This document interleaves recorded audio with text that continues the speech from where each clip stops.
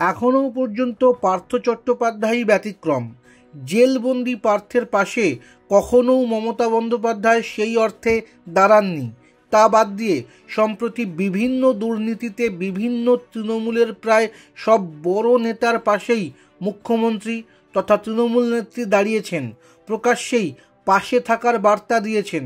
বৃহস্পতিবার সন্দেশখালীর নেতা শেখ শাহজাহানের নাম করে বিধানসভায় মুখ্যমন্ত্রী মমতা যা বলেছেন তাতে বিরোধীদের দাবি মমতা শাহজাহানের পাশে দাঁড়িয়েছেন। যদিও তৃণমূলের বক্তব্য মুখ্যমন্ত্রী একবারও শাহজাহান দোষী না নির্দোষ তা বলেননি।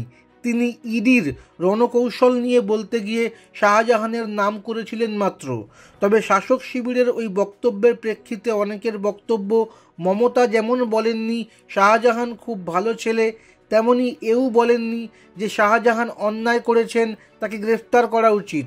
তাদের মতে রাজনীতিতে কে কি বললেন তার থেকেও গুরুত্বপূর্ণ কে কি বললেন না।